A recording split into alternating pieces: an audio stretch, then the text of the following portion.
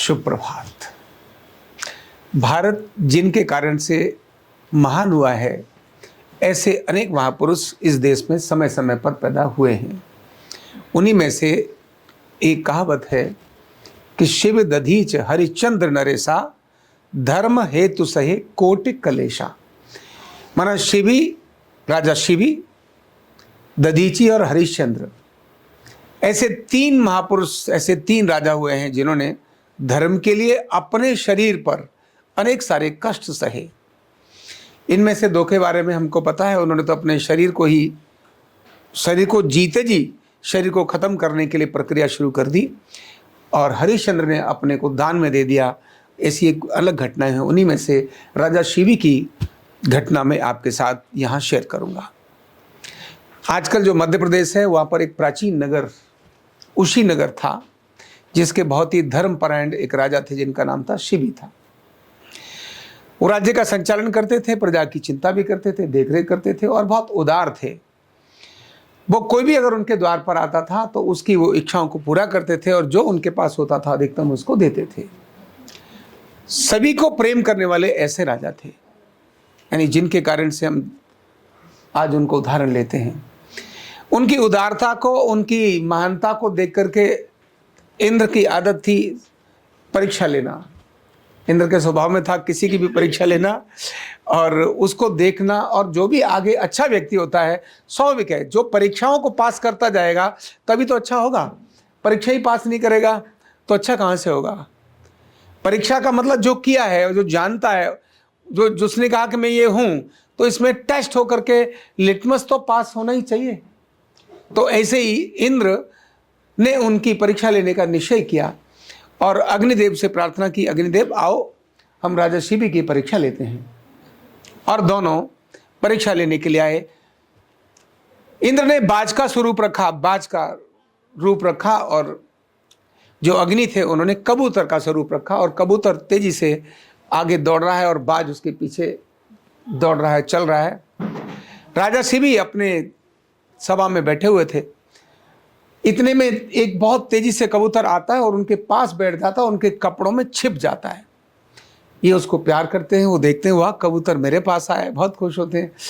अभी कबूतर अंदर घुसा ही था, इतनी देर में एक बाज आया, बहुत भयंकर बड़ा बाज आया, और बाज कहता है कि हे राजन, ये मेरा शिकार है आपके पास, ये मेरा अधिकार है, मैंने इसका पीछा किया है और मुझे भूख लगी है और मुझे इसे खाना है। तो राजा कहते हैं कि भाई ये मेरी शरण में आ गया है, अब आप इसे नहीं खा सकते, क्योंकि जो शरणागत होता है, जो मेरी शरण में आता है, फिर मैं उसकी रक्षा, मेरा धर्म बनता है। तो उन्होंने कहा आपका धर्म ये तो बनता है कि आपने उसकी रक्षा की, लेकिन मैं कितना भूखा हूं, कितने दिनों से भूखा हूं, ये मेरी भूख मिटे, ये तुम्हारा धर्म नहीं बनता। एक को धर्म पालन करके दूसरे का धर्म करना, दूसरे के प्रति अन्याय करना, ये कैसा धर्म है आपका। अब स्वाभाविक है, अब राजा इसकी रक्षा करे या उसकी रक्षा करे, दोनों संकट में आ गए। उसको बाज को उन्होंने कहा मैं मांसाहारी हूं, मैं पक्षियों को खाता हूं, ये पक्षी आज आपकी तरफ आ गया और आप इसकी रक्षा की बात करें, तो ये कैसे चलेगा। और फिर वो कहता है कि मैं भूखा मर गया तो मेरा कितना बड़ा पाप आपको लगेगा, अधर्म लगेगा, और मैं ही नहीं, मैं भूखा हूं, मेरे बच्चे भी भूखे हैं।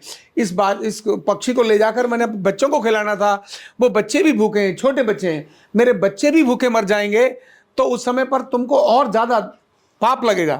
तुमने इसकी रक्षा करने की बात की, इसलिए ये मेरा भोजन है, इसे मुझे दे दो। अब राजा ने कहा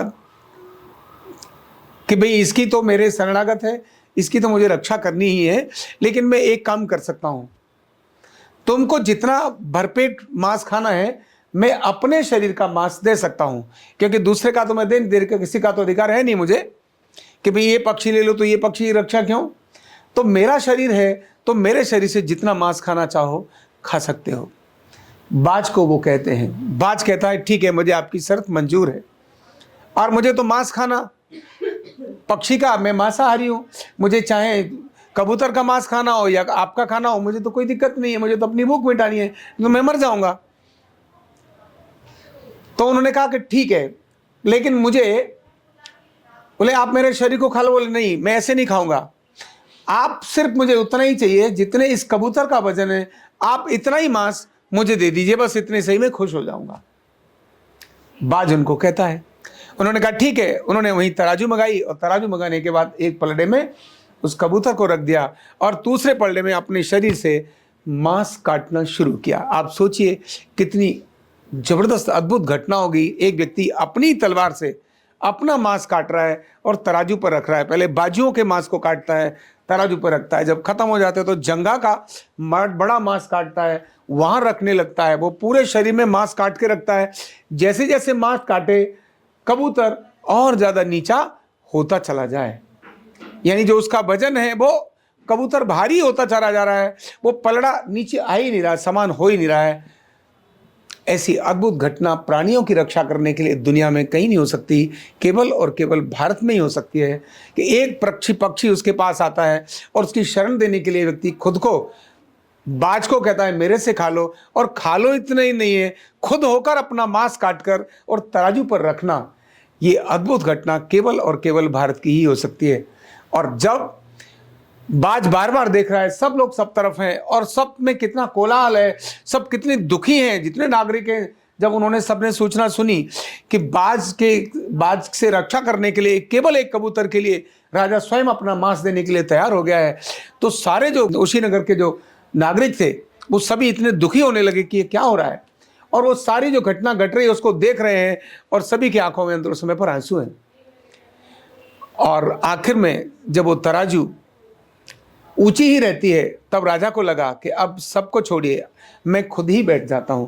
और राजा खुद होकर उस तराजू पर बैठ जाता है कि वो किसी प्रकार तो इसके वजन के लिए हो तो मैं अपना ही पूरा खुद को ही दे देता हूं। जैसे ही वो देते हैं इतने में वो दोनों पक्षी गायब हो जाते हैं और दोनों पक्षी गायब होने के बाद एक नए रूप में प्रकट होते हैं और राजा को कहते हैं राजन खड़े हो जाओ। राजन खड़े होते हैं और तब वो दोनों अपना परिचय देते हैं कि मैं ये अग्निदेव हैं और मैं इंद्र हूँ। हमने आपकी परीक्षा लेने के लिए आपको देखा था कि सच में आप लोगों के प्रति करुणा करते हैं, आप किस प्रकार दया करते हैं, कैसे आप अपने वचन पर निभाते हैं। और ये हमने आपकी परीक्षा लेनी थी और आप अपनी परीक्षा में उत्तीर्ण हुए। आपका वैभव, आपका नाम इस सारी दुनिया के अंदर इसी नाम से, दानवीर के नाम से, प्राणियों की रक्षा करने के नाम से जाना जाएगा। एक राजा केवल कबूतर की रक्षा करने के लिए अपना सब कुछ दे देता है। ऐसा राजा शिबी, ऐसा ही राजा दधीची और ऐसे ही राजा हरिश्चंद्र, इस देश के अंदर, भारत के अंदर ऐसे महान पूर्वज और ऋषि हुए हैं जिनके कारण, इनके महान बलिदान के कारण, इनके प्राणियों के प्रति प्रेम और एक बड़ी रक्षा के कारण से ये ऐसा हमारा देश श्रेष्ठ देश है। केवल किसी सामान्य व्यक्ति के नाम से, अचानक घटनाओं के नाम से नहीं, ऐसे अनेक हजारों लोगों की परंपराएं हमें इस बात को बताती है कि किस प्रकार हम अपने साथियों से, अपने मित्रों से किस प्रकार अपना प्रेम करें और किस प्रकार जो हमारे पास आता है, शरणागत होता है, हम उसकी रक्षा कर सकें। ऐसे राजा शिबी की मैंने आपको कहानी सुनाई। बहुत बहुत धन्यवाद।